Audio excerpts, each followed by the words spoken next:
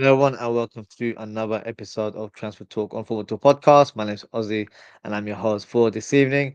It's been a bit quieter than it has been the last few days in regards to any transfer developments, but nonetheless, we will speak about all the rumors that have been circulating the last few days, and we'll give our views and opinions in terms of what we see the outcome being with certain players or potential targets, and we'll also weigh the reliability of some of the rumors that have been presented to us online. So we'll start with the first one, and that is Luis Diaz. So we'll speak about Isak at some point, but let's speak about Luis Diaz because the development today was that Bayern Munich have placed a bid of 67.5 million euros, which equals to 59 million pounds for Lucho.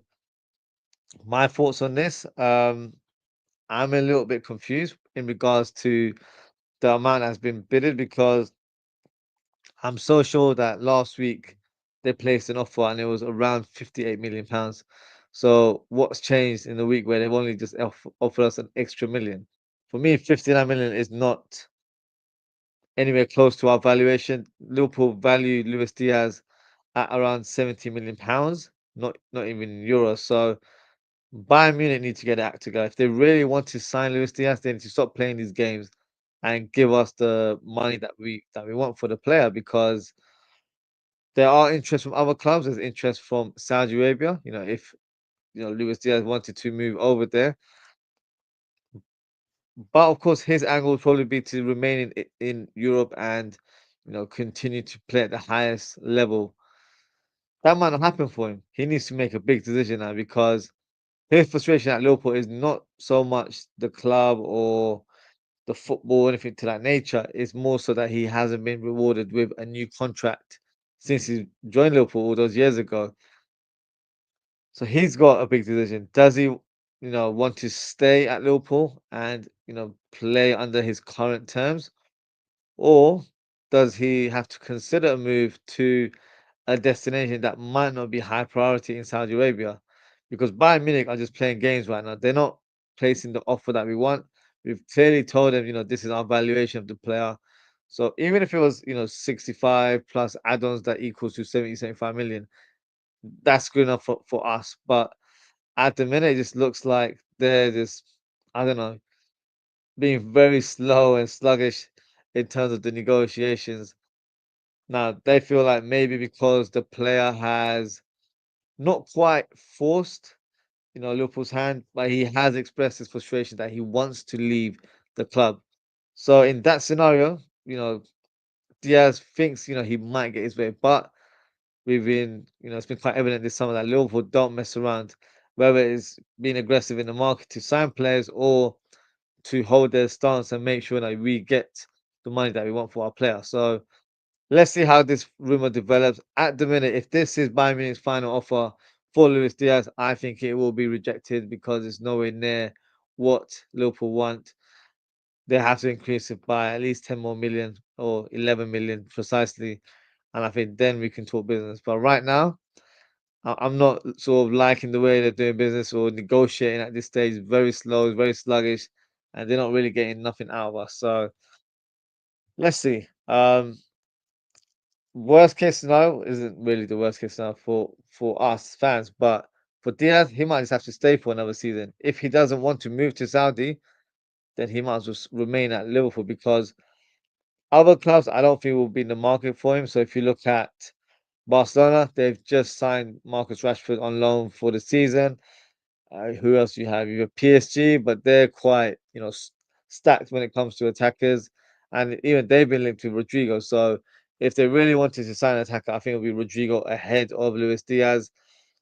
So Luis Diaz's options might be quite, minimal right now. Probably the same scenario with Darwin Nunez, where he had a few suitors, and in the end, it didn't really work out for him. So for me, I'd love to keep Diaz for another season. I don't think he'll be too pleased, even based on, his interviews and comments he's made online. He's clearly frustrated. He is open to a move, so that's why he's having discussions with other clubs. So for me, he needs to make a decision very, very soon. I would say in the next 2 or 3 weeks before the season begins, I hope to get some clarification in regards to Diaz.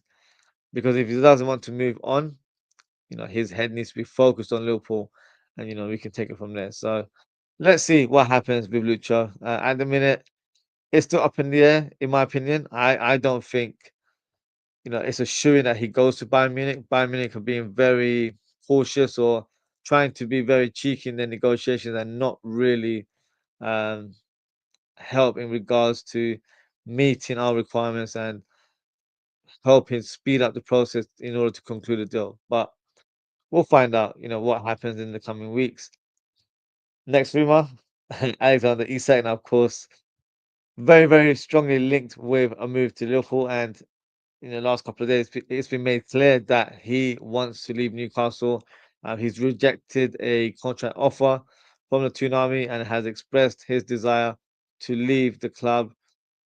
And he's pretty much earmarked Liverpool as his next destination. And Liverpool are very much interested in signing the striker. Liverpool, according to rumours, are ready to place a British record bid. So it will be a minimum of £120 million. But there's also been interest from another party all the way in Saudi Arabia where Al Hilal have told Isak that they are willing to offer him 600k per week if he accepts Al Hilal's offer, which is absolute ludicrous money. One thing as well, Newcastle are quite sort of strong in their stance with regards to the transfer fee. They want £150 million for Isak. Al Hilal will probably match that because they have unlimited funds, to say the least. But is that a realistic valuation for Liverpool? And do you think Liverpool will place an offer for Isak?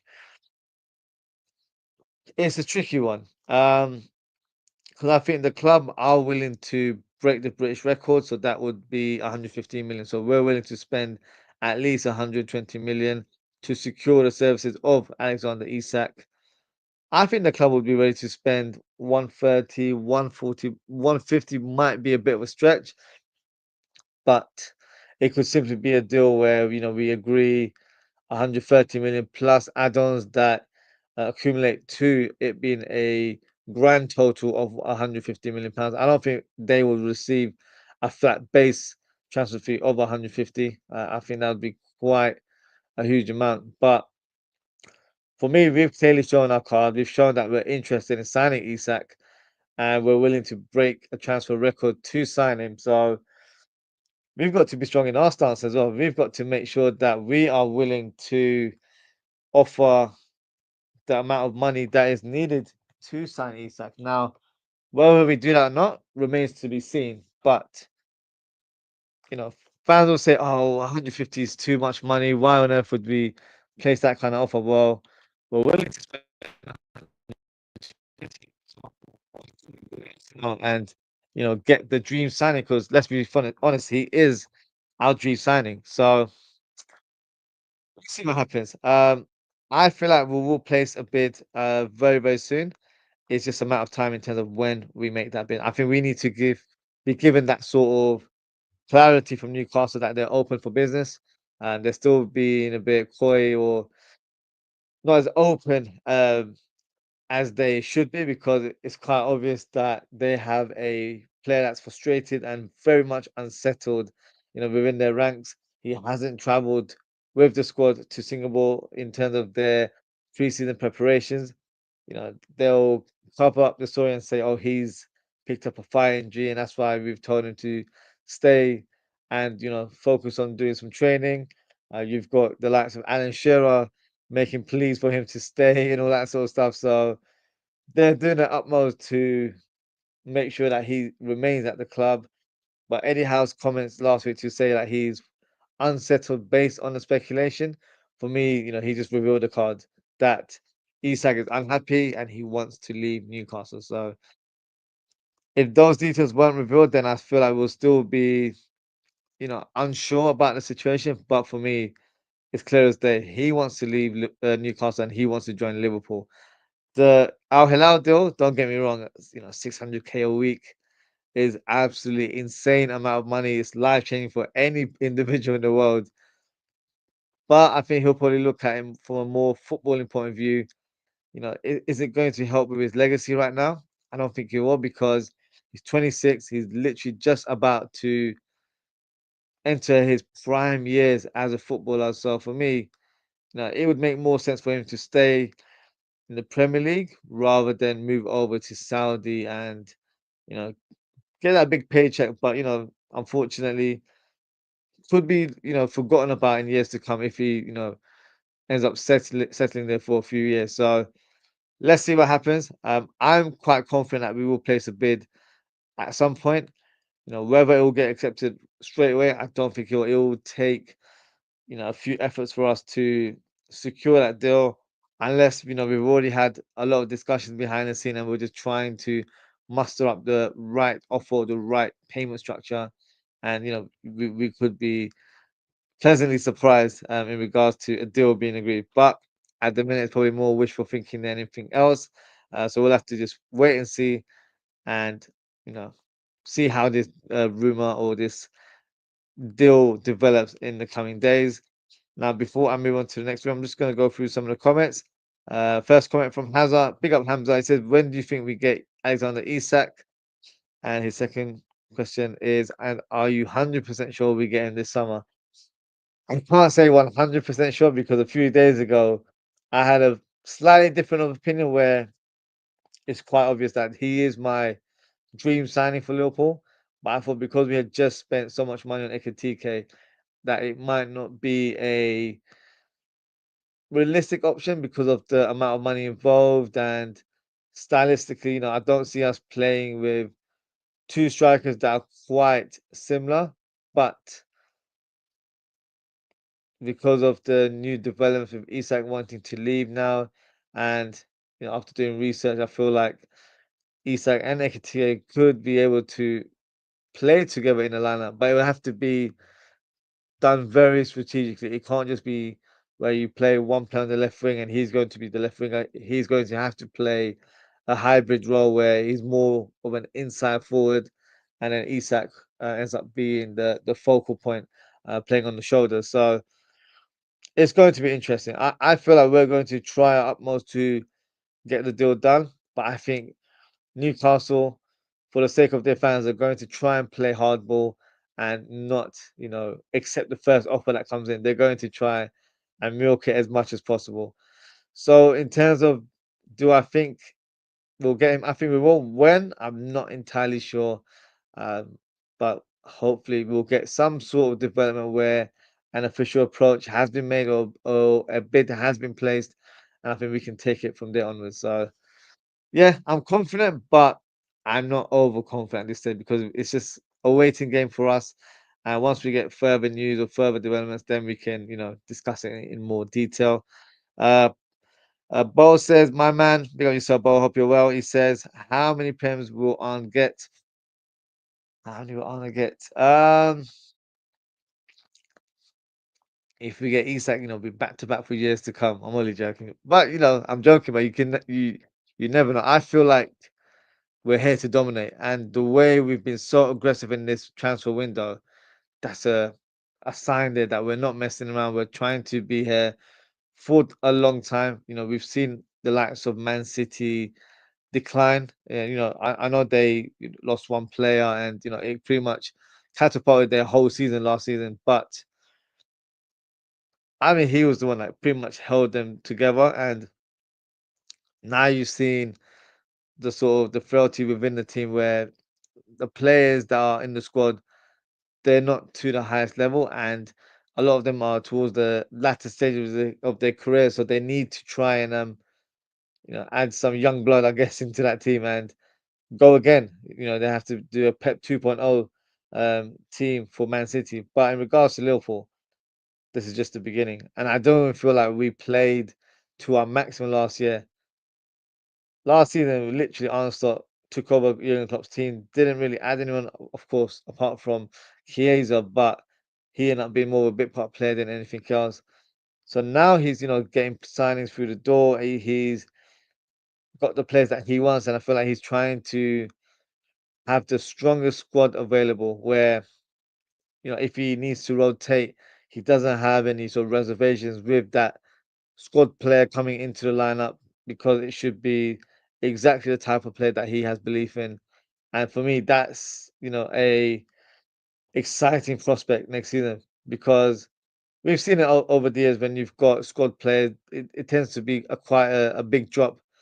But I feel like the team that we're developing right now, it's not a massive drop. They're very like for like, and that's a scary thought for rival fans. Where if Florian Wirtz is not available, or we've got Sabozlai, he can do a shift as well. At the minute Diaz is there, but if he's not available, then Gakpo's there. Isak's here, and if he's not available, hopefully, Ekitike is the one that comes into his place as well. So, we've got a lot of quality in our squad. Of course, there's a couple positions I still feel like we need to address, especially if certain players depart this summer. But we're cooking right now. I think we're definite favourites for next season, and I would love to say we would go back to back for 2, 3, 4 years straight. But we'll take it one season at a time. But in terms of the nearest season coming, I think we'll definitely win the league. And that's my energy in regards to next season. Ozan Kabak says, big up the man, Ozzy. Big up yourself, Ozan Kabak. Thank you for your comment and thank you for tuning in as always. Now, on to the next rumour. And that is regarding Darwin Nunez. Now, unfortunately for him, his sort of links to predominant clubs has faded away. He was strongly linked to a move to Napoli. That has, of course, been scrapped up because they've already found a striker in their squad. So Liverpool need to find a solution for Darwin Nunez because I don't think he has a future at the club, and I expect him to depart at some point of this window. So there's a couple options where Liverpool could use Darwin Nunez as part of the Isak deal because let's be honest, Newcastle need a striker in their squad, not just one striker to replace Isak. They need about one or probably about two or three attackers, because they don't have the strength and depth in that role.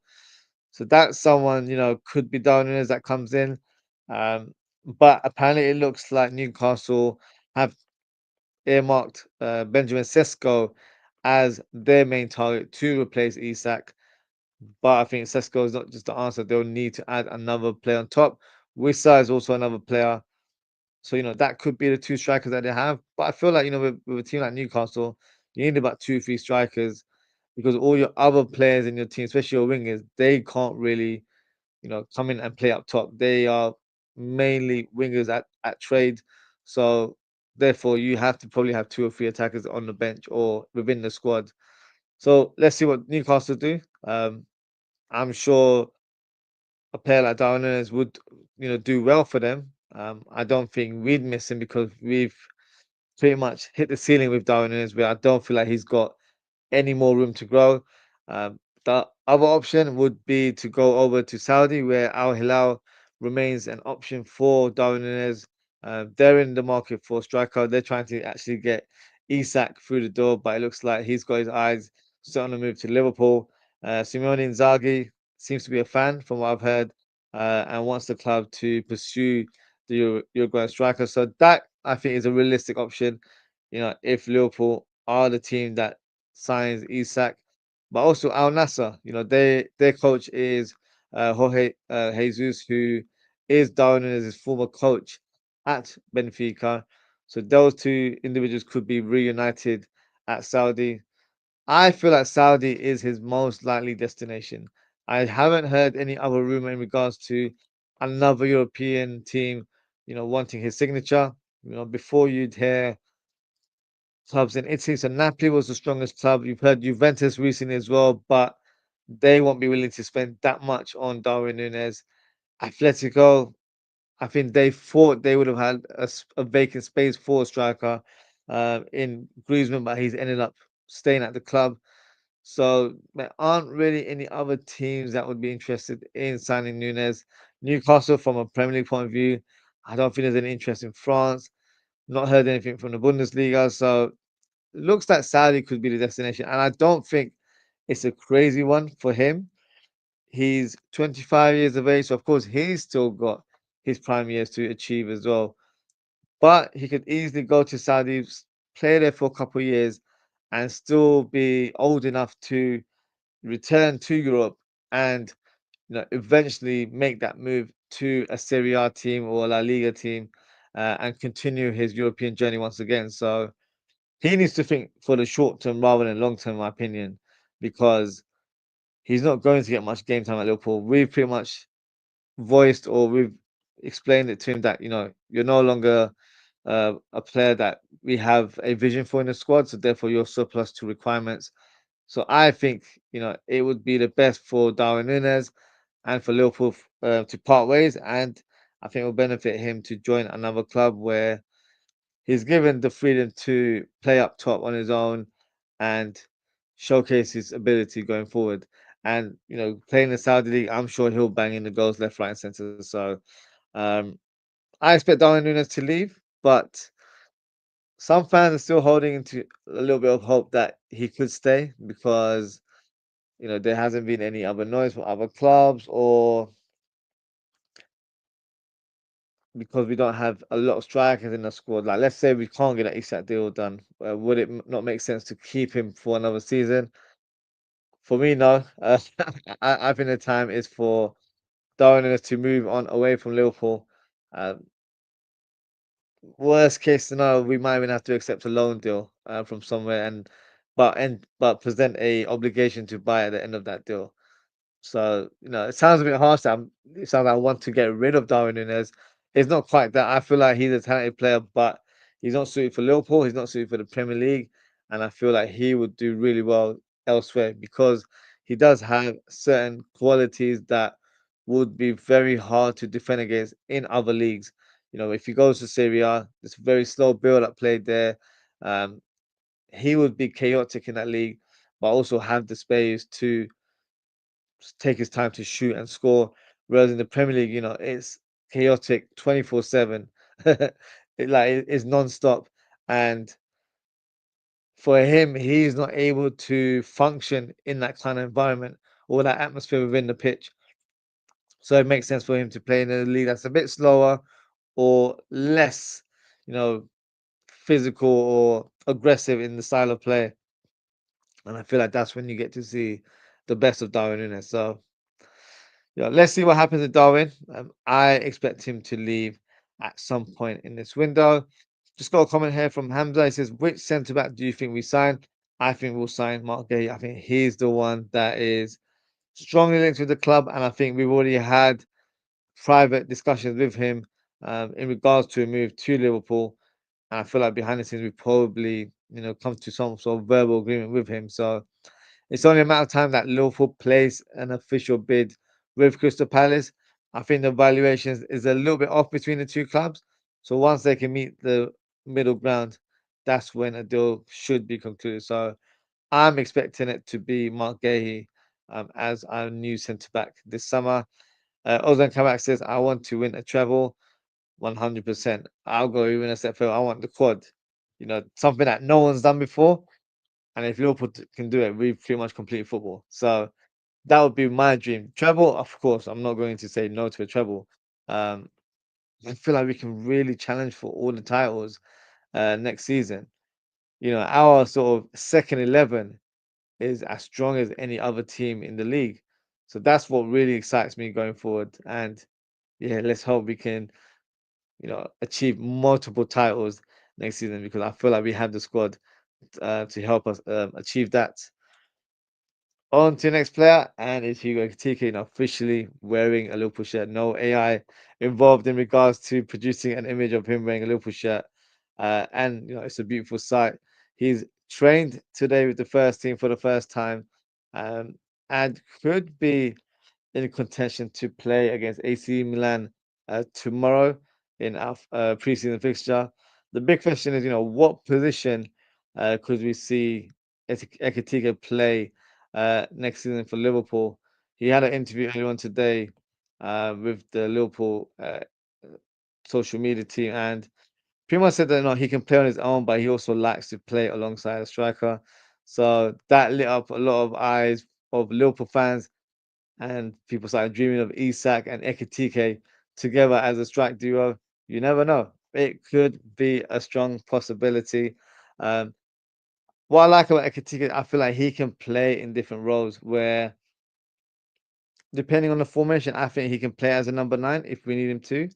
He can play as an inside forward alongside another number nine in Isak because that's the one that we're going for, or he can play as a number 10 in a 4-2-3-1 formation, and then you have someone like Verts, you know, shifting over to the left, but also both of the players, interchanging during the game. So I feel like he's going to give us a lot of options in our attack. He's not just a traditional number nine. He's far from it.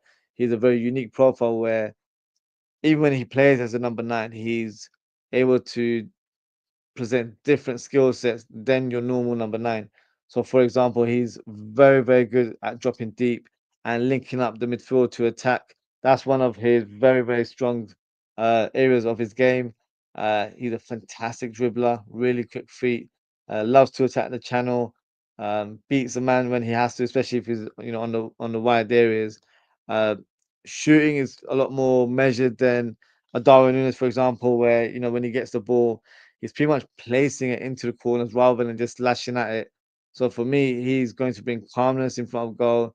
I feel like playing in a better team, respectively to Frankfurt, he will be getting a lot of chances, and I feel like he'll be scoring a lot of goals for us next season as well. So whether he's playing as a 10, as a number 9, or as an inside forward, I think Ekitike is going to be very impactful for Liverpool next season, and I'm very excited to see him in action. And hopefully, we can see him playing tomorrow afternoon against AC Milan. Whether it's a starting role or off the bench, it'll be good to see him making a cameo. So yeah, exciting times for us Liverpool fans going ahead. On to next rumor is Rodrygo. Now, the rumor regarding Rodrygo was quite constant last week. We were strongly linked with the Real Madrid attacker, but now it's gone very quiet all of a sudden. PSG seem to be the latest team showing interest in the attacker, where rumors are suggesting that they are willing to place a 100 million euro bid for the Real Madrid attacker. Now, the question is, do we think there is genuine interest in signing Rodrygo from a Liverpool point of view, or have we switched our focus completely on signing Isak? I think it's the latter. I think we're going all guns blazing and we put all our eggs in one basket for Isak. And I feel like because of that, we probably put the Rodrigo interest on the back burner and maybe it's, resurfaced or reignited at some point in the future. Now, could you imagine where we get Isak and Rodrigo? I feel like that's very far fetched, but a lot of our transfer dealing seems far fetched at first, and we seem to be, gaining momentum, and we're doing a lot of things to get new players through the door. So you can't rule it out completely, but I don't feel like we would. I think that would require a big transfer fee plus, another huge salary within our current structure. So I don't think there's any interest in Rodrigo right now, but you never know. Once we get some clarity in terms of sorry, Diaz and Darwin Nunez, if both players leave, then it's a possibility that we could get two attackers coming through. So, and Isak and Rodrigo wouldn't be a crazy shout. But I think the Rodrigo deal will probably happen, or strong approaches will be made once players depart from the club, i.e., Luis Diaz, Darwin Nunez, Federico Chiesa, and possibly Harvey Elliott. But in terms of the latter, he could remain at the club. So only time will tell. And speaking of Harvey Elliott, um, he was strongly linked with a move to West Ham last week, but that seemed to have quieted down a little bit. The club value him at 50 million. A few months ago it was 40 million. That was what was earmarked as his transfer valuation. But due to having such a great Euro for the under 21s in the summer, uh, his stock has gone high, let's be honest. So 50 million, I don't think it's a crazy amount, but it could price him out of a move to another club. Now, the question is that a tactic from Liverpool to put a big price tag on him and see if anyone wants to negotiate? or you know, is this just a way for us to fend off any interest in order to keep him on board for another season? I think the price tag is there because we know it'll be very unlikely that someone would offer 50 million. If they did, I think we'd accept it. And of course, that proposal will be presented to Elliot. And if he's on board and he wants to leave the club, then I think we would get the money that we probably didn't expect.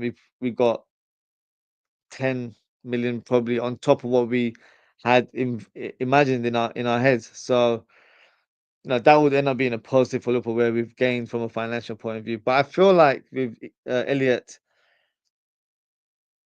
he could stay for another season. I know in his sort of after the season concluded, he presented the Instagram post and seemed very emotional.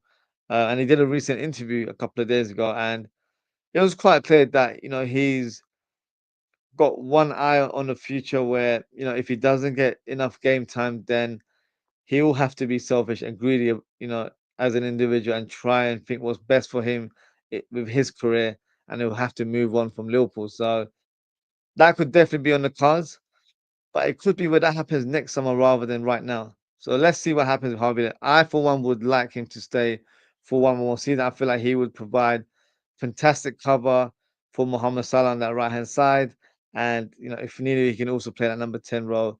Um, his game time, I feel like could be limited, but it comes down to him as well. And I feel like Arne Slot will be rotating a lot more. I feel like he'll have enough faith in the squad to rotate players in sort of a more calculated way, but do it in more higher volume in comparison to what happened last season. So Elliot, for me, I would like to keep him for another season, um, but a move away from the club can't be ruled out. So one to watch, but at the minute it looks like he pretty much will be a Liverpool player next season. Now on to the next rumor. A bit of a confusing situation in regards to Ibou Konate. Now, a few days ago, it was reported that Liverpool have offered him a new contract, and the details haven't been revealed to be fair, but there's been some sort of rumor, some sort of inkling, or some sort of suggestions that Liverpool have offered 180k per week plus bonuses in a 5-year deal for Ibou Konate. But on the flip side, apparently Real Madrid are considering placing an offer for Konate in this window. Liverpool apparently value him at 50 million euros, which is 44 million pounds. But Real Madrid are only willing to offer 25 million euros, typical Real Madrid. And that ends up being 22 million pounds for us. So, question is, what should Liverpool do if we end up receiving a bid from Real Madrid? Now, if it's 22 million, that's getting rejected straight away. That's not even good enough for us to consider. For me, the minimum I would accept is actually our valuation, which is 50 million euros. I wouldn't accept more than anything less than 44. We need to get at least 44 million pounds. I would say 45, but in euros it ends up being 44 when someone places a 50 million euros bid. Um, So yeah, that is the fee, and I don't think that's a crazy fee because we're trying to sign a defender in Mark Gahey, and they value them at 45 million. But of course, I don't think these two players are in the same league. Konate is, for me, head and shoulders above Gahey, so his valuation on paper should be higher than 45 million, right? But I think considering he's got 1 year left, and I feel like a reasonable, uh, price tag of 50 million euros, which is 45 million pounds roughly, is realistic. And I feel like it's enough for us to sign a Gay plus probably another defender on top as well. We're not going to find a like for like player like Konate, unfortunately, because there aren't many players out there. One player that I feel like had similar qualities is actually Osman Diomande, but it looks like he's moving over to Crystal Palace to replace Gay. So it's a bit of a merry-go-round in terms of these three players. In terms of what I see happening for Konate, if I was to make a prediction, I don't think we'll get an answer in this window. We'll get some clarification as the season goes on, which is not what I want because I would like this to be all sealed and dealed before the season begins. But right now, I don't know. I don't know what's going to happen. A few days ago, I felt a bit positive, thinking, if we've offered him a contract and it's closer to, his expectations, then we should get a deal uh, very much done in the short term. But we don't know because Real Madrid, they're lingering right now. They're suggesting that they might wait 1 year and want the player to, play out his contract and then they get him on a free transfer, but also offer him bonuses and sign-on fees in order to, vouch that promise. But at the same time, they probably looked at their current defensive situation and thought we're not defensively sound right now. Maybe we've got to fast track this deal 1 year early and get him for sort of slightly lesser fee than in comparison to if Konate had a big contract. We'd probably want at least double that amount. So um, let's see what happens with Konate. I'm still 50-50. I want him to stay, but I'm just not so sure in terms of what is happening right now. Um, and next rumor is Juro Hato. Now, pretty much been a long target for Liverpool, but right now it looks like he could be moving over to Chelsea as they are currently in negotiations to sign the Dutchman. Now, what's my thoughts on this rumor? Because I've been a big fan of Hato for at least a couple of years now. Is this a missed opportunity? I feel like it is to an extent, but maybe Liverpool didn't have him as a top priority in this window, and if he goes, it probably is what it is in that scenario. I feel like our focus is to try and get Isak through the door because that's the deal that appeared impossible at one point, but now it could become a reality. So we're focusing on that, and that's probably why we're not hearing much regarding an approach for Mark Gahey.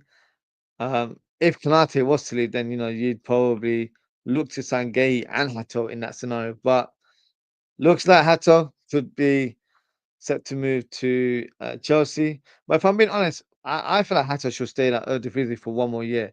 And I'm not saying it because Liverpool aren't linked to him anymore. I feel like for his development, it makes the most sense because they've got John Hattinger, our former assistant manager there. So maybe playing under his sort of stewardship would have made him a bit more adapt and ready for the Premier League next season. He's only 18, 19 years of age. There's no urgency for him to leave so soon. So I feel like maybe one more season where he can learn his trade under a new coach and really, progress going forward. But Chelsea, they like to buy players without having a real strategy. The Hatter signing for me doesn't even make sense because he's a left-sided centre back slash left back as well. But even in those two positions, they've got Cucurella at left back. He's not going to displace him, and they've also got Colwill, they've got Balashile, and I'm sure they've got another player in that defense. So he wouldn't surpass Colwill in the lineup because he's pretty much one of the main names in that defense. So let's see what happens for Hato. I would be disappointed if he goes Chelsea, but I wouldn't lose too sleep because I feel like Liverpool have a plan and they will make sure they sign the right quality whenever it's needed. So yeah, I'll be disappointed, but I have faith in my club in terms of how they move in the transfer window.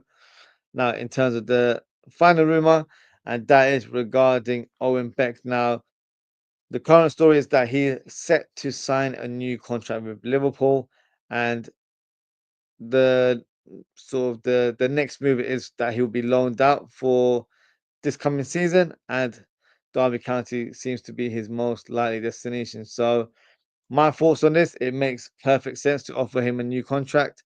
And I think a loan move to a championship side is the perfect scenario as well, because he gets to showcase his talent there. He gets to play in a competitive league.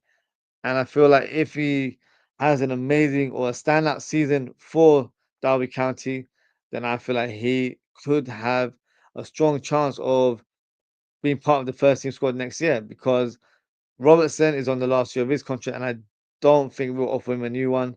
So that will present a vacant space at left back, unless Simicast stays this season and he gets he's more involved in the first team, but I don't think he'd be willing to be third choice in this current squad. So that could mean that Owen Beck has a chance next season to challenge for a left back role in the first team.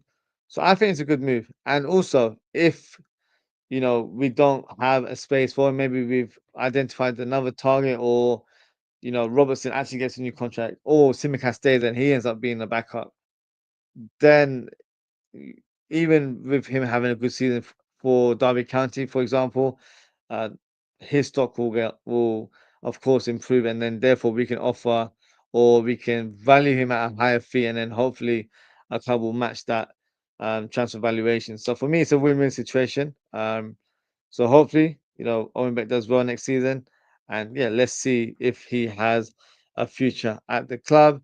That is the final rumor. But I've just got a comment here from Ozan Kabas. Uh, Indy highlight is moving mad this summer. I'm just going to. I feel like there was a bumble. I heard he was doing an 11 p.m. bumble. So let's quickly present the tweet and see what he's revealed. Let's go over to Twitter and I'll showcase. So here we go. So this is it was tweeted 52. So this is his latest tweet. Um, so hopefully you guys can see on the screen. Um, Alexander Isak has formally informed Newcastle United his wishes to leave the club. Isak's lawyers could submit official written transfer requests to force this dream move to Liverpool. The player is aware that Newcastle are trying to close deals for Benjamin Sesko and Johan Wissa. That's a very interesting tweet. And yeah, Indy's definitely moving mad this summer, because with his sort of tweets over the years, you always have to take it with a pinch of salt. We just don't know how credible they are. But this summer, he seems to be getting a lot right. So I don't know if it's a new connect, within the club, or he's not. He knows someone behind the scenes, but he's making the right noises right now. Um, and the tweet makes sense as well, because he's definitely voiced his frustration about not with the club not accepting any offers or anything to that nature. So when that normally happens at a club, the player has to be firm in their stance. And the next step ends up being where they present a official written transfer request. Now, in terms of our day and age, in terms of the regular person, that's basically you handing in your resignation to force a departure there. So if that happens, it puts us in the driving seat even further. It's an advantage Liverpool, because now the ball's in our court. The player has submitted a transfer request. He wants to leave. And as it stands, he wants to join Liverpool, and that's the only club that he wants to join. So for me, it's very, very positive. The way things are aligning together. And hopefully, we can get Isak through the door. I saw something earlier today online where a certain content creator was suggesting that Manchester United should pursue the signature of Alexander Isak now. I find it quite lawful, because his angle was a lot of clubs have signed their strikers. Liverpool have to sell in order to buy. Has he not been following the transfer window? We don't have to sell to buy anymore. We're moving like a big club. We're buying players, and then we'll sort that that part of the game at a later time. And then he started listing players in the squad that were black, and he was like, his angle was like, "Well, why wouldn't Alexander Isak want to join Manchester United? There's so many black players there." That's got nothing to do with him wanting to move a club. Uh, he wants to move to club to win titles and win honors. You're not going to win honors at Manchester United. You know, bottled the Europa League final last season. They haven't really challenged for the title for a long, long time. So why would he want to join Manchester United? He's better off staying at Newcastle, where he has a stronger chance of winning silverware. He won silverware last year, beating us in the Carabao Cup final. So yeah, some fans can be very shameless in terms of their take, but of course it can also be done for clickbait material as well. But back to Isak, I feel like something's happening. Something's brewing in the background. I feel like if I was to make a prediction, I think we'll place a bid next week. That's my prediction. Whether it happens or not, remains to be seen. But I just have an inkling that we've got enough ammunition to just go there and say, look, the player's not happy. The whole world knows. Here's 120 million. Talk to us. Like, are you going to accept it or not? And then that's when the negotiation starts from there onwards. So I'm hoping that is the case, and I'm hoping that is how things begin next week. But only time will tell. Ozan come back with the comment. He says, "I never took him seriously until he called Bert Kirk's pinpoint Ekitike." That's what I'm saying. He's been on a roll this season, so you can't discourage his credibility as an anti-K this season. He's been one of the best. Let's be honest. So credit where credit's due. Indy's been the man this summer. So let's hope he gives us more bombers, in the coming days and weeks. And hopefully, it's positive news that Liverpool can sign Isak. Well, of course, this Isak can be one of many. I'm hoping Liverpool can get a centre back, maybe even an attacker if we end up selling, multiple players in this window. So yeah, I would say buckle up and just enjoy the ride because Liverpool are doing some serious business this summer. And that is the last comment, and that is the end of the show. Thank you so much to everyone for tuning in. Thank you to Hamza, to Bo, to Oz and Kabak. Appreciate your engagement. As always, guys, if you haven't already, please don't forget to like and subscribe to the channel. In terms of upcoming content, it slipped my mind that we had a friendly. So tomorrow I'll be doing a watch along of Liverpool versus AC Milan. The match starts at 12:30 p.m. UK time. So I'll try my best to be logged on just before kickoff so we can go through the lineups together and then we can watch the game as well. And then if there's any breaking news during the weekend, I'll probably end up doing more of an impromptu show. And yeah, so best thing to do, hit that notification bell so if I'm doing a stream that night or that evening, then you know what time I'll be going live.